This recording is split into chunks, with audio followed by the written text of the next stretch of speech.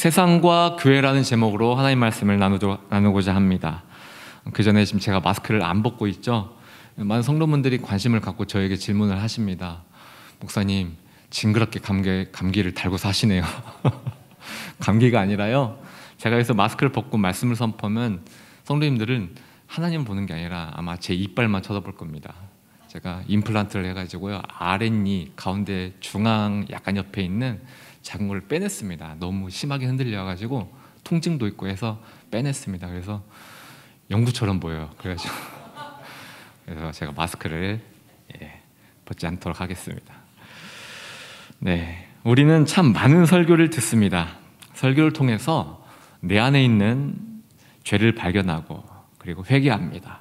또 설교를 통해서 참된 평화와 기쁨을 누리기도 합니다.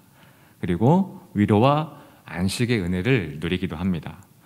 이렇듯 사람의 입술을 통해 전해지는 이 설교를 통해서 하나님의 능력은 나타난다는 것이죠. 혹시 이런 상상해 보신 적 있습니까? 저는 가끔 하는데, 예수님이 이곳 우리 교회에 직접 방문하셔서 이곳 강단에 서서 예수님께서 직접 설교를 하신다면 어떠한 일들이 벌어질까? 가끔씩 이런 상상을 하곤 했어요. 예전에 예수님이 강단에 서서 설교를 하시면 저와 같은 부족한 김환성 목사와는 다르게 예수님이 말씀을 선포하시면 마귀들이 다 떠나가고 병자들이 다 나음을 얻게 되고 또 불신자들이 믿게 되고 이런 놀라운 일들이 여기저기서 벌어지겠지 하는 상상을 가끔씩 하곤 했습니다. 오늘 우리가 읽은 본문 말씀이 무엇이죠? 예수님의 설교입니다. 예수께서 산 위에 오르셔서 많은 무리들 앞에서 하신 설교예요. 마태복음 5장부터 시작해가지고 7장까지 예수님의 설교 내용으로 빼곡하게 기록되어 있습니다. 아주 긴 내용의 말씀을 하셨다는 거죠.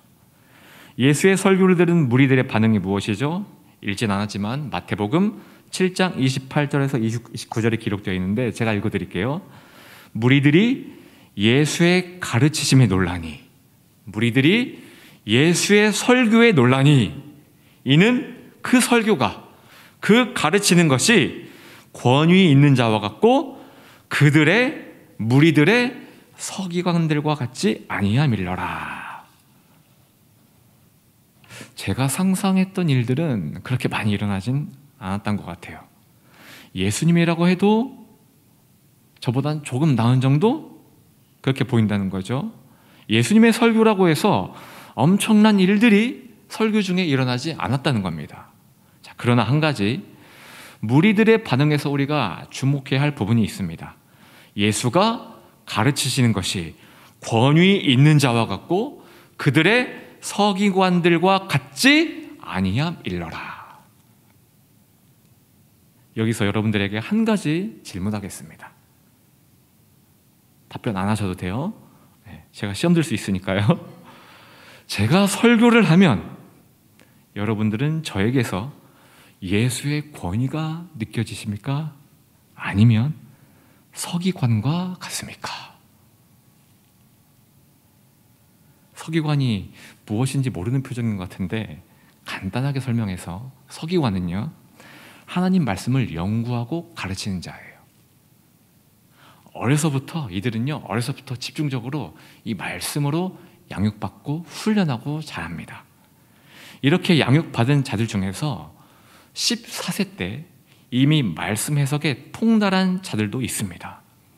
그리고 이들은 사회에서 이 말씀 실력에 대해서 인정을 받으면 탈미드 하캄 해석하면 보조 교사라는 칭호를 받게 돼요. 계속해서 수련을 쌓아 40세가 되면 안수를 받고 하캄 정교사로 불리며 정식 서기관 반열에 오르게 됩니다.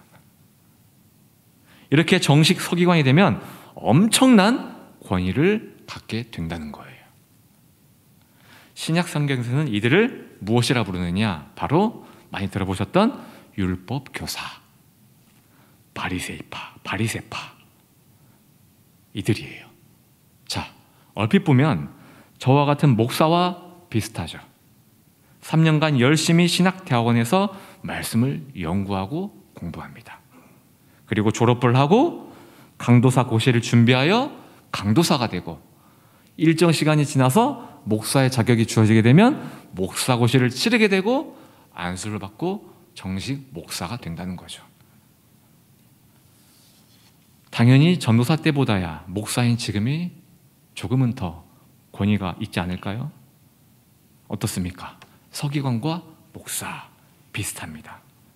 자, 다시 아까 여러분께 질문드린 내용으로 돌아가서 제가 성도님들께 하나님 말씀을 전했는데, 설교했는데 만약 성도님들이 저에게서 서기관과 같습니다, 김하선 목사님 라고 말씀을 하신다면, 그렇게 느끼셨다면, 생각하셨다면 저는 머리 빡빡 밀고 40일간 금식하며 회개해야 됩니다. 왜 그럴까요? 예수님은 그런 서기관들을 꾸짖었기 때문이에요. 그 누구보다 말씀의 지식 풍부하고 누구보다 잘 해석하고 잘 가르치는 자인데 왜 무리들은, 사람들은 예수님과 서기관을 비교했으며 또 예수님은 왜 서기관들을 꾸짖었을까요? 답은 간단합니다. 아주 심플해요. 하나님의 사랑이 없기 때문입니다. 하나님의 사랑이 없기 때문이에요. 예수님의 설교를 들은 무리들의 반응, 권위 있는 자와 같고, 서기관들은 권위가 없었을까요? 위에서 설명드렸듯이 학함, 정식 교사가 되면 이들은 막강한 권위를 갖게 됩니다. 여기서 우리는 캐치해야 해요. 하나님의 사랑에서 오는 권위, 세상에서 오는 권위, 하나님의 사랑에서 오는 권위는 사람을 살립니다. 생명이 있습니다. 그러나 반대로 세상에서 오는 권위는 사람을 짓이깁니다. 짓밟습니다. 죽인다는 거예요. 이 무리들은요, 예수님이 등장하기 전까지 누구의 설교를 들어왔을까요? 바로 학함, 서기관들의 설교를 들어왔다는 거예요. 세상에서 오는 권위를 가지고 설교하는 서기관들에 의해 무리들은 죄책감으로 짓눌려 살아왔다는 것이죠. 신앙의 형식과 의무감에 짓눌려 살아왔다는 겁니다. 하나님의 사랑이 빠진 율법이 이들을 병들게 했고 이들을 좀비처럼 만들었다는 겁니다.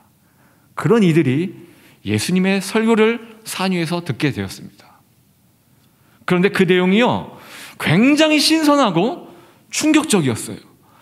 평생 율법으로 남들을 삿대질하고 정죄하기만을 즐겨했던 서기관들과는 다르게, 와, 이분이 대체 누구이게? 와, 대박. 어찌 이런 충격적인 발언을 할 수 있는가? 그 내용이 바로 오늘 본문입니다. 비판을 받지 아니하려거든. 비판하지 마. 너희가 비판하는 그 비판으로 너희가 비판을 받을 거야. 너희가 헤아리는 그 헤아림으로 너희가 헤아림을 받을 거야. 어째서 형제의 눈 속에 있는 죄는 보면서 네 눈 속에 있는 죄는 깨닫지 못하느냐? 보라. 눈이 있으면 들어서 봐라. 네 눈 속에 있는 죄가 있는데 어찌하여 형제에게 말하기를 나로 네 눈 속에 있는 죄를 제발 빼게 해줘라 하겠느냐?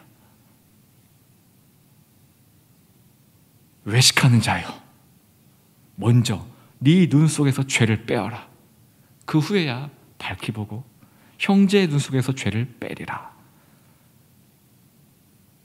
평생 율법을 가지고 형제의 눈 속에 있는 죄를 향해 비판했던 설교, 헤아림 없는 신앙, 형제의 눈 속에 있는 죄만 보고 나는 완벽하다는 신앙, 서기관들에게서 이런 설교와 신앙을 전수받아왔던 무리들이 예수님의 이 설교를 듣고 충격받았다는 겁니다. 강단에 서 있는 저를 비롯하여 우리 앉아 계신 성도님들, 살면서 얼마나 많은 사람들을 씹어왔습니까? 비판해오며 살아왔습니까? 저와 여러분은 어제도 수많은 비판을 했습니다. 오늘도 할 겁니다. 내일도 할 겁니다. 하루라도 비판하지 않으면 입안에 가시가 돋을 지경이죠. 우리가 많은 만남을 갖지 않습니까? 커피숍에서 헤아림의 말만 해보셨습니까? 어색하지 않습니까? 재미없지 않습니까? 이것이 저와 여러분의 모습이라는 거예요. 포장지를 벗겨보십시오. 이 목사의 포장지를 벗겨내면요, 저는 서기관과 같습니다. 서기관의 설교와 신앙에 쩌든 무리와 같다는 거예요. 우리가 설교 때 항상 반복하며 듣게 되는 루틴의 말씀이 있습니다. 루틴의 문장이 있어요. 세상은 이렇습니다. 그러나 교회는 이래야 합니다. 세상은 이렇습니다. 이것을 추구합니다. 그러나 우리 교회는 이런 걸 추구해야 됩니다. 이런 형식의 루틴 지겹게 많이 듣죠. 자꾸 세상 거리지 않습니까? 그렇죠? 도대체 그 세상이 뭡니까? 구체적으로 누구를 가리키는 말이죠? 하나님을 대적하는 자들일까요? 불신자들을 말하는 걸까요? 개인이 모여 가족을 이루고, 가족이 모여 지역을 이루고, 지역이 모여 국가를 이룹니다. 그리고 그 국가가 모여 세상을 이룹니다. 즉 저와 여러분 한 사람 한 사람 모두가 세상이라는 거예요. 설교 때마다 그토록 주의하라는 세상의 논리가 바로 저와 여러분의 논리라는 겁니다. 그토록 듣지 말라는 세상의 소리가 저와 여러분의 목소리라는 거예요. 사상이라는 겁니다. 그토록 가지 말라는 넓고 화려한 세상의 길이 저와 여러분이 추구하고 있는, 걷고 있는 길이라는 거예요. 그래서 우리 예수님이 이렇게 말씀하셨습니다. 네가 세상인데 어찌하여 형제에게 세상의 논리를 버리라 하느냐. 네가 세상인데 어찌하여 형제에게 세상의 길을 가지 말라 하느냐. 외식하는 자여, 먼저 네가 교회가 되어라. 그 후에 밝히 보고 형제를 교회로 변화시킬 수 있단다. 예수님은요, 우리 보고 먼저 교회 되라고 말씀하셨습니다. 교회가 무엇이죠? 예수 십자가의 사랑으로, 잘 들으세요. 중요합니다. 교회란 예수 십자가의 사랑으로 인류의 죄악을 덮었기 때문에 그 누구도 비판치 않는 마음을 가진 자, 찬양했죠. 주님의 마음을 가진 자, 주님 마음 내게 주소서. 이 예수의 마음을 가진 자, 이게 교회라는 겁니다. 교회 왔는데 자꾸만 죄책감에 시달립니까? 분노가 생기고 다투기만 합니까? 교회 아니에요. 세상입니다. 가정이나 회사에 갔는데 예수 십자가의 사랑이 보입니까? 그 사랑으로 회복됩니까? 거기가 교회입니다. 여러분에게 하나님의 사랑이 있습니까? 그럼 교회예요. 하나님의 사랑이 없습니까? 세상입니다.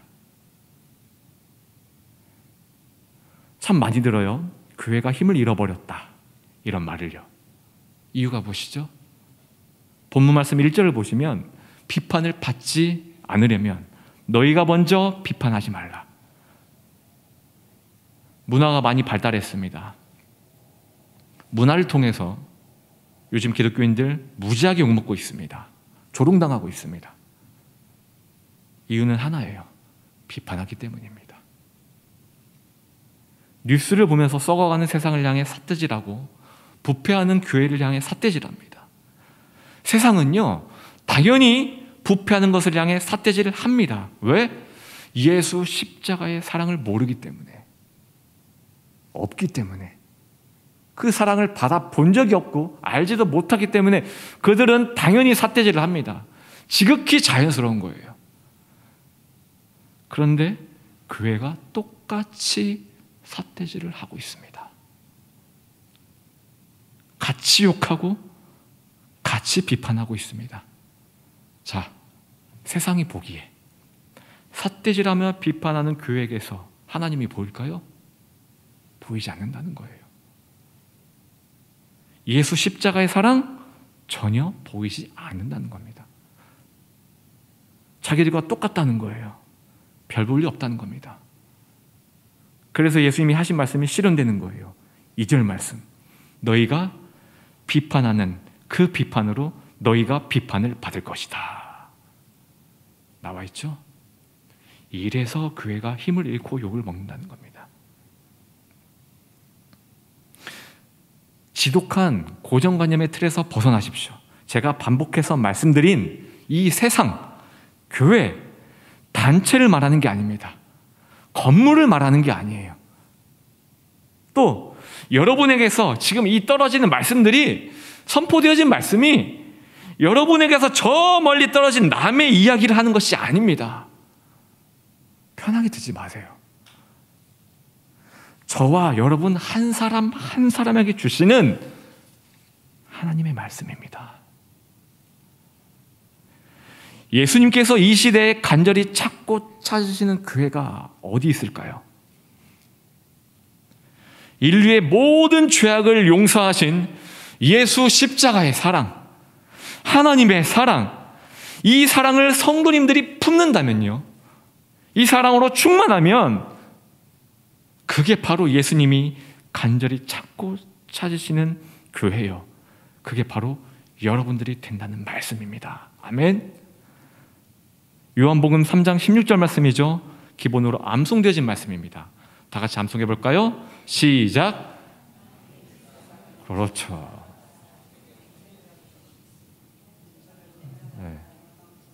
영생을 얻게 하려 하심이라. 네, 훌륭합니다. 역시 우리 홍대세계 수준. 네. 하나님이 세상을, 여기서 세상이 누구죠? 저와 여러분입니다. 세상인 저와 여러분을 비판하셨습니까? 예를 들어 하나님이 세상을 이처럼 비판하사 영원한 사망을 주셨으니 이는 그에게 죄를 짓는 자마다 멸망하고 영벌을 얻게 하려 하심이라. 이 말씀은요, 하나님 노릇하는 저와 여러분에게 해당되는 말씀이고요, 진짜 하나님은 다릅니다. 세상이었던 저와 여러분을 비판치 않으시고 독생자 예수를 대신 희생제물로 삼으셔서 우리를 멸망이 아닌, 영벌이 아닌 영생을 주신 분이라는 거예요. 하나님의 사랑으로 세상에서 교회가 되었다는 말씀입니다. 다른 그 무엇으로도 아닌 하나님이 이처럼 사랑하사, 다른 그 무엇도 아닌 하나님의 사랑, 그 사랑으로 우리가 세상에서 교회가 되었다는 말씀이에요. 그러니까 교회가 반드시 지녀야 할 것이 무엇입니까? 바로 하나님의 사랑이라는 거예요. 하나님의 사랑으로 세움받은 저와 여러분은요, 교회입니다. 그렇다면 반드시 지녀야 할 이 하나님의 사랑을 가지고 비판할 수 있습니까? 결코 그럴 수 없다는 겁니다. 그래서 우리는 바울이 말한 가장 큰 은사를 사모해야 한다는 거예요. 하나님의 사랑, 예수 십자가의 사랑. 이 하나님의 사랑을 날마다 구하고 그 사랑으로 늘 충만하여 세상을 교회로 변화시키는 사역을 해야 한다는 겁니다. 이게 하나님이 저와 여러분에게 원하시는 일상이에요.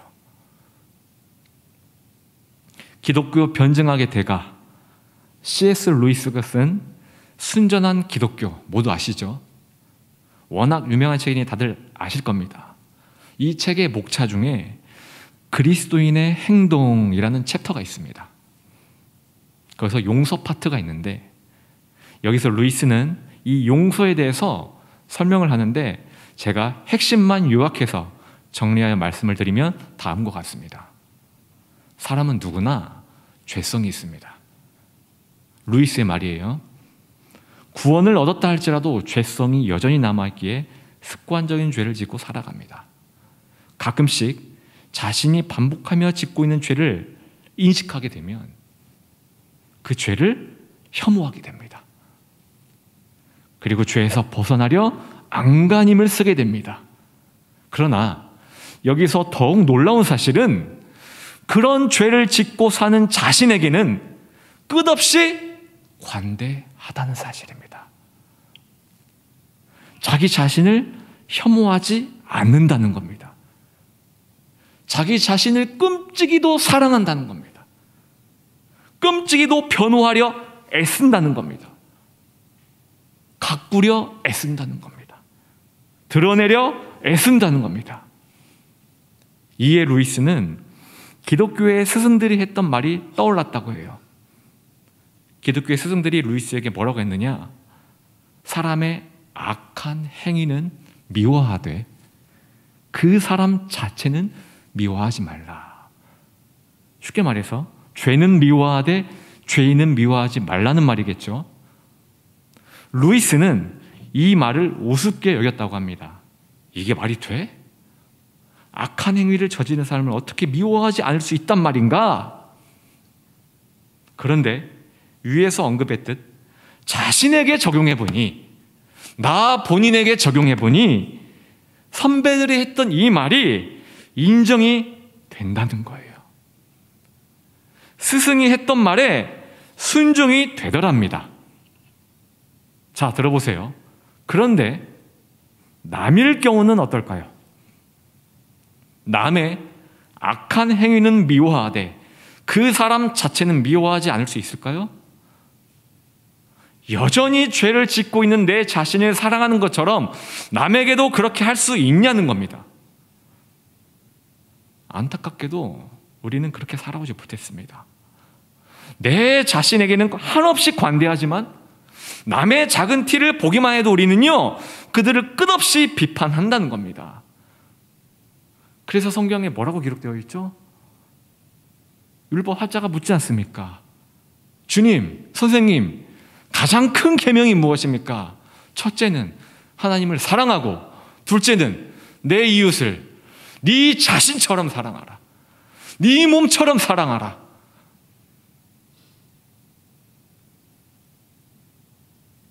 이게 오늘 본문의 내용입니다. 오늘 본문 말씀을 통해서 예수님은 우리에게 무엇을 가르치고 있습니까? 너는 여전히 죄를 짓고 있지만 네 자신을 사랑하지 않니? 관대하지 않니?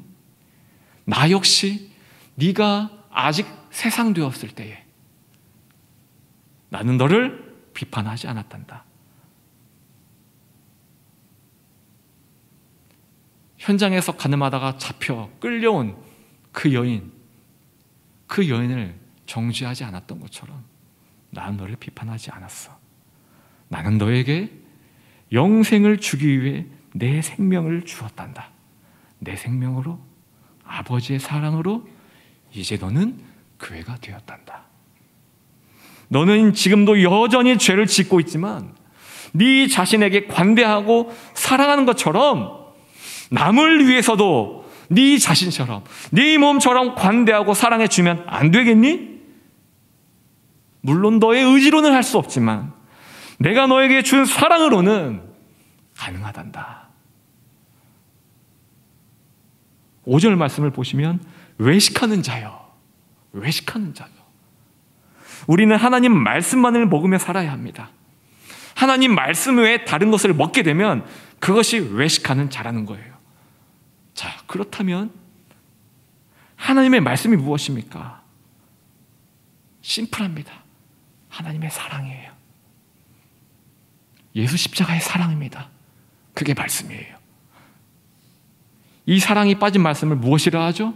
율법이라고 합니다. 서기관들이 그토록 붙들었던 말씀, 그게 율법이에요. 그래서 예수님이 우리에게 이렇게 말씀하신 거예요. 서기관들이 나눠주는 율법을 먹지 말고 나의 사랑을 받아 먹으라. 나의 사랑만을 먹고 외식하는 자가 되지 말라. 네가 나의 사랑을 먹게 되면 너의 들보는 빠질 것이다. 그 후에야 밝히 보고 형제의 눈 속에 있는 티를 뺄 것이다. 나의 사랑, 아버지의 사랑으로 말이다. 제가 재해석한 거예요. 우리는 지금 자기 PR 시대를 살아가고 있지 않습니까? 말씀의 홍수 시대를 살아가고 있습니다. 그렇다 보니까 이 말씀의 잣대로 남을 정죄하는 일들이 비일비재합니다.